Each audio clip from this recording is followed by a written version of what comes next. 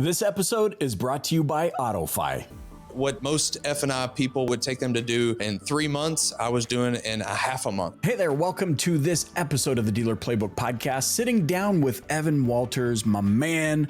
We've gotten to know each other over the last, year, 2 years, 3 years maybe almost. Coming on 3 years. Dang, Evan's the 800% Elite F&I Finance Director. We're going to talk about what that means in just a minute because he has accomplished some crazy success in the auto industry. Stay tuned for a little bit later. He's going to give you his top 3 tips that you could be doing right now to increase your per copy on every vehicle sold. Stay tuned. Evan, man, thanks so much for joining me. Thank you, Cirillo. I appreciate it, man. Thank you for taking the time. Oh, man. And the first guest called me Cirillo. Yes, sir. Have to. Let's go. Have to.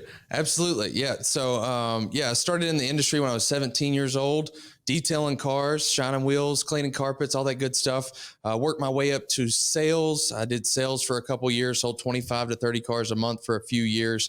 And then I met the man, Mr. Glenn Lundy. He became my neighbor. And coincidentally, he was the GM of the store. So I helped him build a white picket fence around his house. We played Madden on Saturdays. We cut up all the time.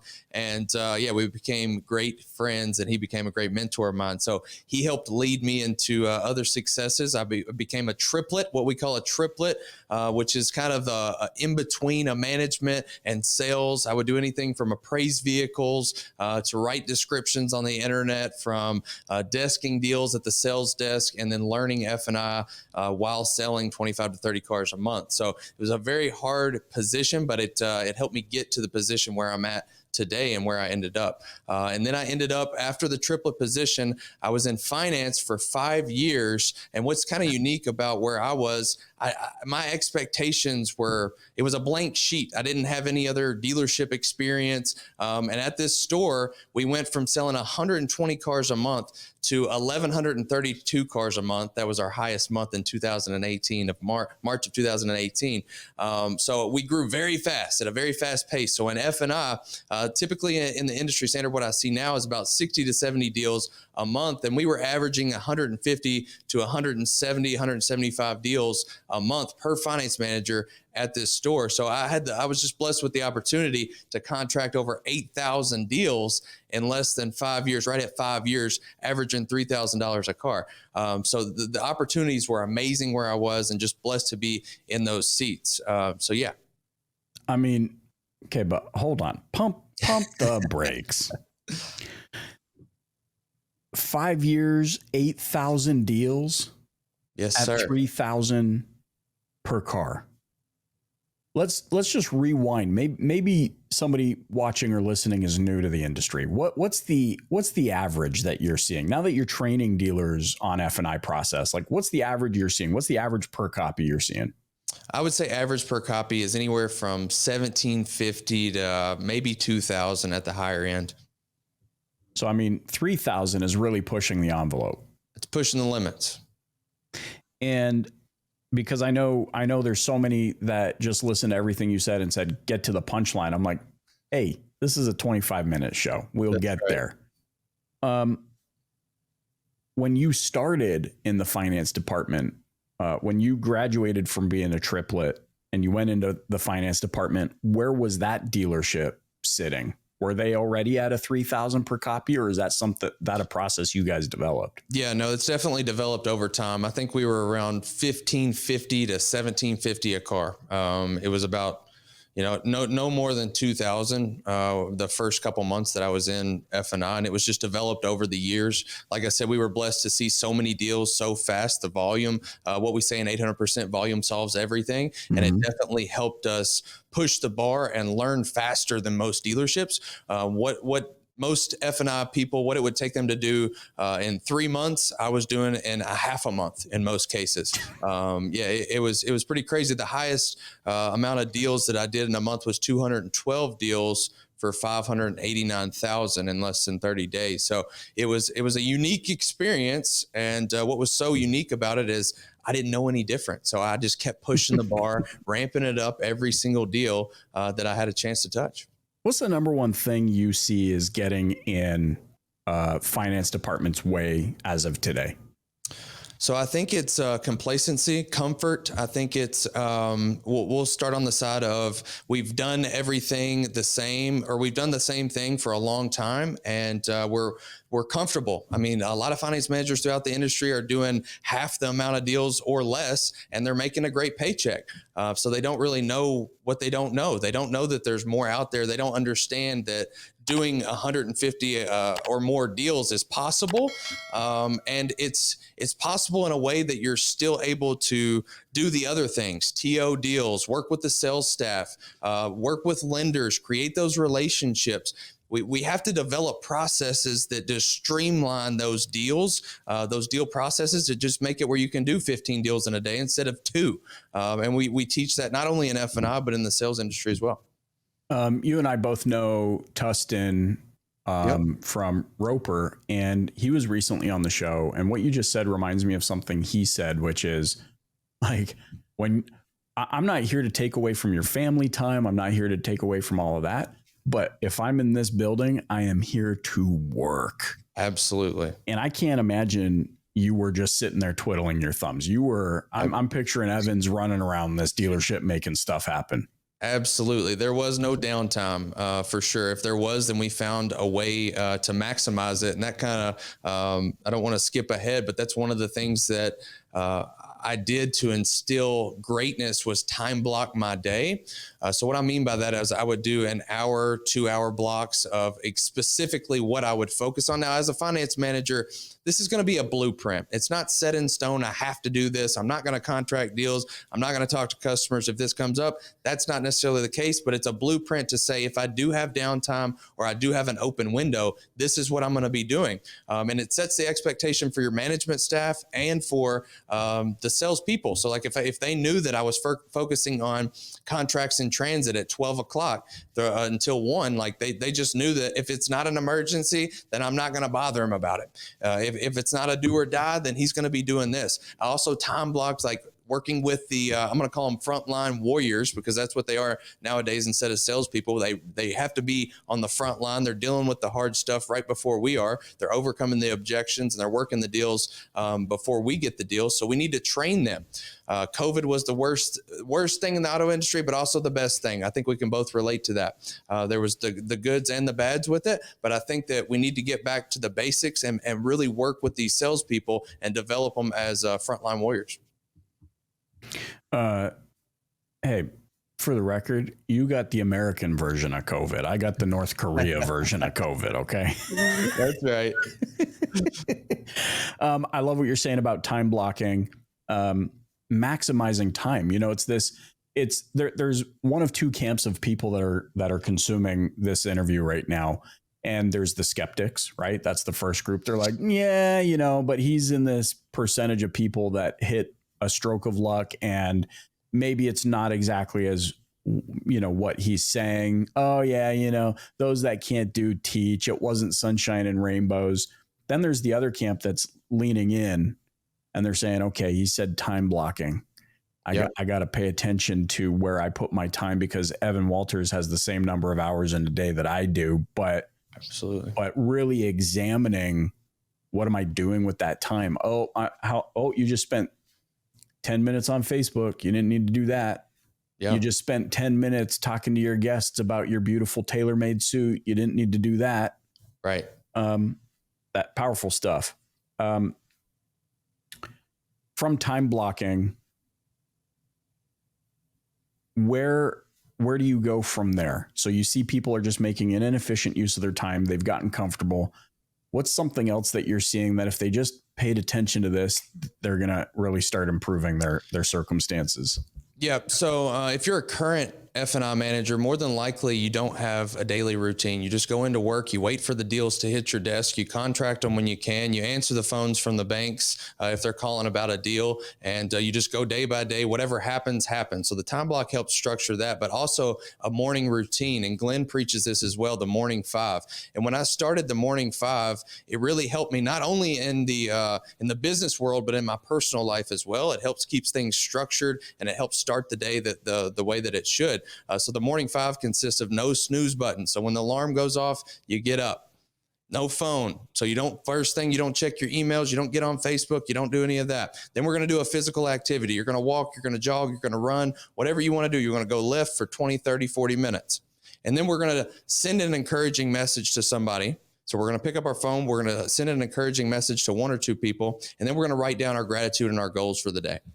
And just those 5 simple steps are going to help you spring and rocket the day. I mean, it sounds crazy, really. 5 simple steps to help your day just achieve greatness and keep you on a path and a routine that I feel like a lot of finance managers just don't have. Hey, I hope you're enjoying this episode of the Dealer Playbook. And before we hop back in, I want to thank today's sponsor, AutoFi. AutoFi helps dealers like you sell smarter, not harder, on your dealership website and now in your showroom too. AutoFi solves the everyday problems dealers actually face, like bottlenecks at the sales desk, customer distrust, and decision overload. Their all-new showroom solution includes deal estimation, desking, lender routing, and an F&I menu, all in one powerful platform. Dealerships with AutoFi sell cars faster, with higher satisfaction, and more profit. In fact, dealers make an average of $641 higher back-end PVR on AutoFi deals versus their non-AutoFi deals. Go to autofi.com/dealer playbook and start selling smarter today. All right, let's hop back into this episode. A lot would regard this as that, pie in the sky stuff. Yeah. Obviously, this is stuff that I know has helped change my life. What is it though? What could you say to somebody? What is the science of this or the mechanism?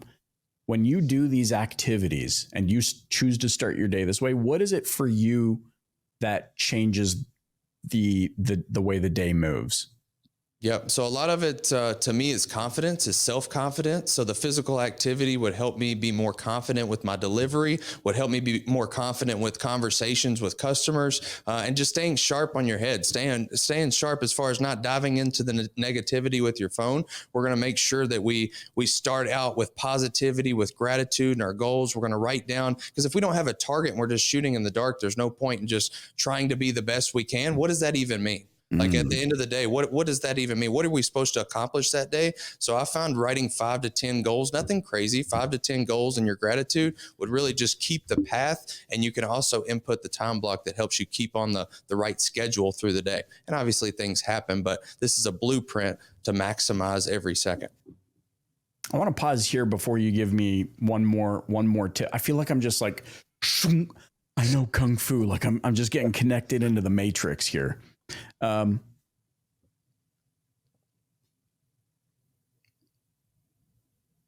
When you look at going from $1,550 or $1,750 a copy to $3,000, what kind of, and you're kind of the one developing out with your team and Glenn and, the other individuals that were involved at the dealership, where do you even start?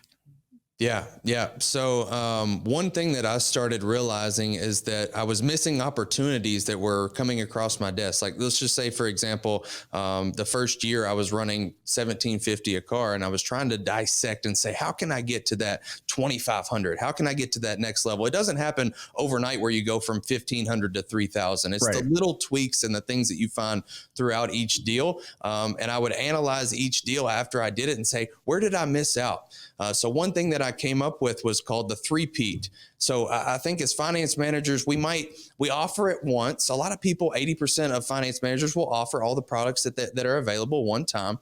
And I'd say maybe a half of those would offer it a second time, but literally little to none are going to go 3 or 4 times. So what I call the Three-Peat is initialize that menu or that presentation, however you present the products, that first go around. And then we're going to utilize an accept decline or a final acceptance sheet. So a sheet that's going to show all the products that were accepted the first time and all the products that were declined, and delivering it in a way to the customer that it's another presentation. You have to relieve the pressure, get the yes from the first menu, relieve the pressure with some title docs or some yes documents, and then go back with that accept decline or final acceptance, not only as a sheet that shows shows that you've accepted or declined products, but how can we pull some of those products, bundle them up, and actually close the customer on another minimal bump? I would say anywhere from $12 to $18, bundling some of those ancillary products and moving them over. That captures at least $500 to $700 worth of profit, and that would take you from that $2,000 you might be running up to the $2,700 or $2,750.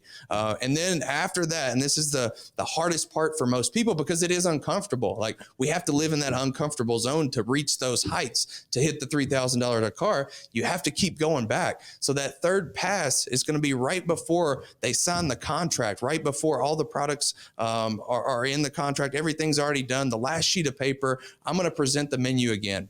I'm going to pull over the paper and I'm going to say, hey, look, I know we've been working this for a few hours. I know you've been here. You maxed out your budget. You think you're fully protected. But again, I want you to know all the options that are available. And we still have a couple on the table. And I'm going to go back for a small 12, maybe a $10 to $12 bump. And 20 to 25% of people are going to say yes. And the 75% or 70% of people are going to tell you no. And that's fine. You get the products that you had. But if you don't ask again, you're leaving at least 25% on the table. And that's a $400 to $500 a copy. So that's how I went from the $2,750 to the $3,000. So the Three-Peat was a massive success for me. How did you get how long did it take you to get comfortable? I love that you acknowledge that it's uncomfortable at first. How long did it take you to get over that? Yeah, it took a while. I would say maybe like 6 months of doing it every single day. And this was with me doing over 100 deals. So, I mean, it takes a while. Now, I was still efficient with it. I wasn't perfect at it, but for me to feel super confident to do it, and we've got a saying in Elite F&I, it's every deal, every day, every line, every time. So when I developed that every deal, every day, every line, every time, it was like when I have something I put in my process, it's immediate. It's stuck. If it works, it's going to be on every single deal, every time. Dude, we talked about time blocking, the importance of blocking out and scheduling your day in a way that you can strategically move from task to task. You brought up, whether it's contracts in transit to blocking out working in the front lines and getting really aligned and engaged with your team. What'd you call them? The frontline warriors? Is that what you call them? Frontline warriors. Yes, sir. You talked about the importance of a daily routine. I love how you tied it in for you about confidence. Yep. Like I know full well that the minute I started dropping pounds and putting on some muscle, I felt like I even became a better salesperson. That's right. Yeah, absolutely. It does something to your psyche. So I love that you brought in a real application, because I do think most people think, oh, no snooze button, write your goals down every day. That's right. You're attaching it to a real life application that I think just makes it so real. You brought up missing opportunities, paying attention to those missing opportunities. I love the Three-Peat thing. I feel like that was my side point, but I feel like anything you share from now on to the end is just going to be bonus material. That's right. There's a real fear attached with asking too many times, isn't there? Because you and I both know full well there is still a negative stigma associated with the car business. And I know y'all at 800% Elite Automotive Club are on a mission to eradicate, I think is the word. That is the word. Stigma. So how do you reconcile not wanting to perpetuate the stigma by potentially engaging in an activity that perpetuates the stigma? Yeah, absolutely. So I'm going to deliver this in a conversational way. I'm not going to deliver it in a sales pitch way. I'm not going to deliver it in, hey, I need you to buy these type of products. I'm just, hey, I'm fully concerned because you're not 100% protected for you and your family. And I know that some people have left my office without this. And I don't want you to call me 3 months, 6 months, a year down the road and say, hey, can you help me with X, Y, and Z? And my hands are tied at this point. So I really relay it to the customer that I truly care about them. And I fully believe in my products that I'm offering the customer because they are beneficial, and I've seen them save the customer thousands of dollars multiple times throughout the loan process. So, and to your point of where do we stop, or how do we know when to keep pushing? Like psychologically, you can feel that from the customer. And I don't want at the end of the day, it's our job, no matter if they buy product or not, we have to have that 800% customer experience. So if they don't buy any product, we can't be mad at the customer, not talk to them, don't shake their hand, not getting a video or a picture afterwards. We still have to give them that 800% experience. So if they tell me no on the third time, it's a light pitch. I'm just telling them that, offering it one more time. And sometimes that last offer, customers are like, you know what, go ahead. You've been great with me. We've built a rapport. I trust you. I know you. I like you. Let's go ahead and roll with it. And if they tell me no, I'm going to go ahead and capture the products that I've already got with the customer, and we're going to roll. So it's nothing like I'm going to keep pushing and pushing and pushing. I'm just going to offer it one more time. If they blow me off, they blow me off, and we roll with the $2,500 or $2,700 deal. Yeah, it's a mindset thing, right? Like anything above the 1550 is a win-win. They got some coverage. You were able to sell your product. How big of a deal is belief in all of this? Not belief in yourself. I mean, yes, belief in yourself, but belief in the products you're actually selling. It's massive. I would say it's one of the top things. Like you have to have belief, but you also have to have the right products to believe in. If you don't believe in the products that you're pitching, people are going to feel that energy. People are going to feel that you're just trying to sell them. So what I would do personally is I used to get my vehicles ceramic coating. We used to have a ceramic coating. That was a big thing at our dealership. And I would get my cars ceramic coated. I would also go down with the detail department and I would watch how they would do it. I would really understand the product. I would really understand on how they're applying it, what kind of product it is, what is an actual benefit. So that way you can be hands-on and you can actually explain the full depth of the product rather than just the contract verbiage. Like I actually have been hands-on. I've experienced it myself. And I think that's a massive role in actually selling it. Same with the VSC or the warranty on the car. Like you need to go talk with your service advisors, your mechanics, and say, hey, look, are these actually worth it? How much are they paying out? Like all of the ins and outs of the actual service contracts, we need to know the front and the back end so that we can relay that to the customer so that you're fully well-rounded about the knowledge on the product. I think this is where my production team needs to insert like my head exploding. I don't know, bro. I'm not just saying, you know me. I don't just blow smoke. Yes, sir. I don't know if we have jam-packed this much value in 20 minutes ever before in the last 10 years. I love it. So thank you for this. In winding down, I've got one last question for you. How can those listening or watching connect with you and learn more about you? Yeah, absolutely. So the first way would be download our free app. It's called 800% Elite Automotive. You can download it on the Play Store, or you can go to the Apple Store and download those. But it's a free app. I'll see when you download it. I'll connect with you, connect with me and my whole team, as well as I think there's like 500 other managers and GMs and owners in this group. So definitely download the app. But you can also reach out to my personal cell phone, which is 859-707-6870. I'm on all the social media platforms as well. Instagram, LinkedIn, Facebook. It's Evan Walters. And I'd love to connect with you however that is. Evan Walters, thanks so much for joining me on the Dealer Playbook Podcast. Thank you, brother. Hey, thanks for listening to the Dealer Playbook Podcast. If you enjoyed tuning in, please subscribe, share, and hit that like button. You can also join us and the DPB community on social media. Check back next week for a new Dealer Playbook episode. Thanks so much for joining.